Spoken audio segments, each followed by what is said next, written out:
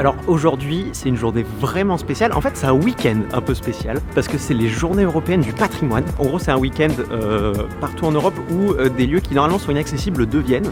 Et c'est surtout le cas des institutions publiques. Et alors là, je suis excité, mais j'ai rarement été autant excité de faire quelque chose. Je vais visiter le Quai d'Orsay. Alors, vous connaissez, je suis parti à New York pour travailler pour la représentation permanente de la France auprès des Nations Unies.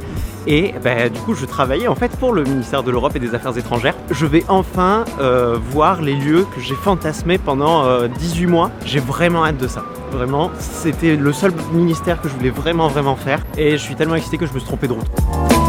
Il y a un lien émotionnel très fort, c'est vraiment un rêve de gosse là que je suis en train de réaliser.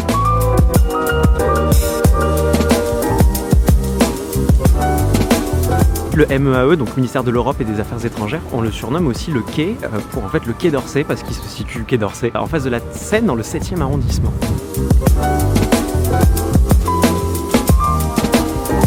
Bon bah écoutez, il m'aura fallu 18 mois pour le voir, mais je suis content.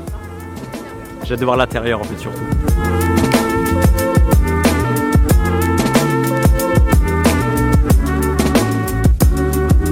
Je vous jure, je suis comme un gosse.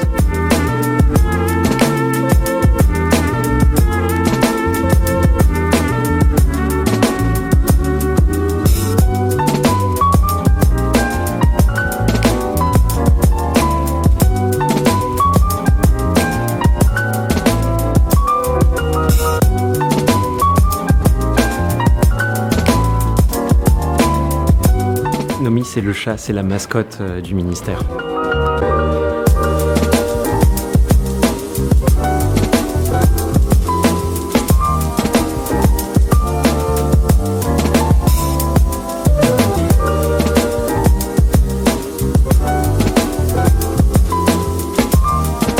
En fait, c'est très agréable parce qu'on est très libre pendant la visite, on peut vraiment se balader, faire des demi-tours et tout. On n'est pas dans une visite guidée, c'est très agréable et surtout le lieu est somptueux.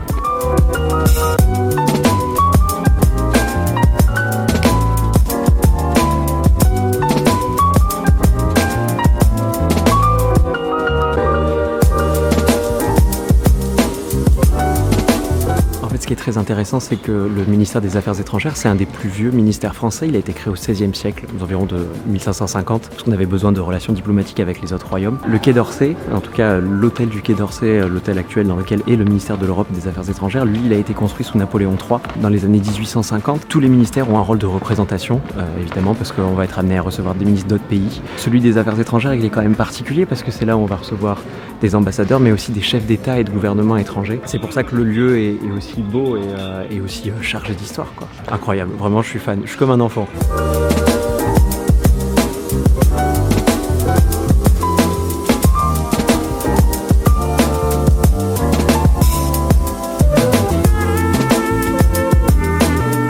Alors là, je me trouve actuellement dans le salon de l'horloge et en fait c'est là où Robert Schuman a prononcé son discours sur l'Europe, que tout le monde connaît, et qui a ensuite donné lieu à la signature de la CECA, la Communauté européenne du charbon et de l'acier.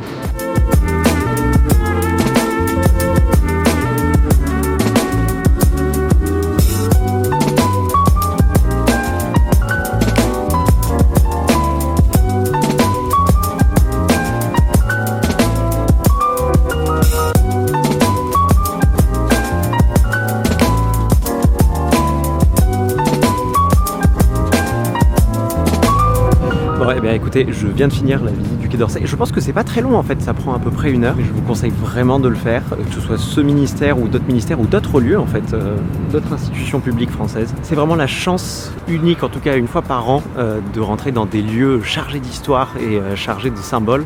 Là, la salle de l'horloge où Robert Schuman a prononcé son discours, c'est exceptionnel. C'est très agréable d'avoir la chance de faire ce genre d'activité. Bon, avec mon histoire, j'ai un lien un peu personnel et émotionnel avec le ministère de l'Europe et des Affaires étrangères. Vraiment, je suis comme un enfant, mais je repars comblé.